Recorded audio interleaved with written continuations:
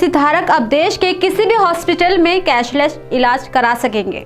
जी हां, आप बिल्कुल सही सुन रहे हैं। दरअसल बीमार होने पर किसी भी हॉस्पिटल में आपको इलाज के लिए पैसे नहीं देने पड़ेंगे। ये सुविधा 25 जनवरी से शुरू हो गई है।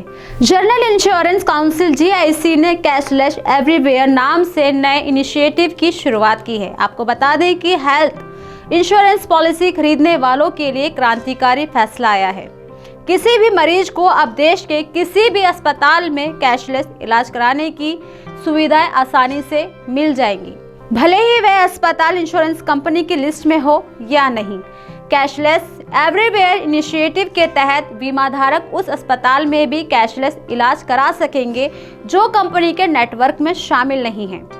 आपकी बीमा कंपनी इस बात के लिए बाध्य होगी कि वह अस्पताल में किए गए इलाज का भुगतान करे, भले ही वह अस्पताल उसके नेटवर्क में आता हो या नहीं।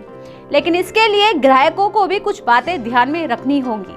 जैसे अगर अस्पताल में इलाज कराना है जो कंपनी के नेटवर्क में नहीं है, तो उसे 48 घंटे पहले अपनी बीमा कंपनी को इसकी जानकारी देनी होगी।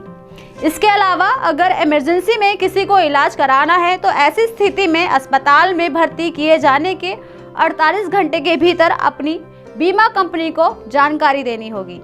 कैशलेस इलाज की सुविधा कंपनी की ओर से दी गई पॉलिसी में बताए गए नियमों के अनुसार रहेगी।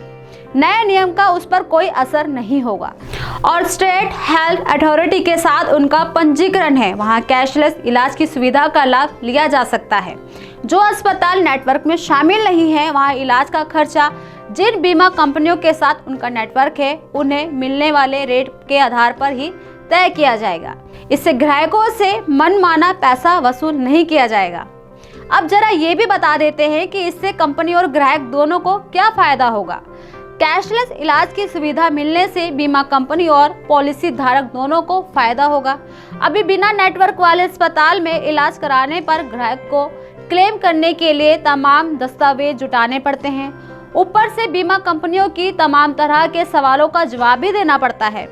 कैशलेस इलाज होने पर यह दिक्कत खत्म हो जाएगी।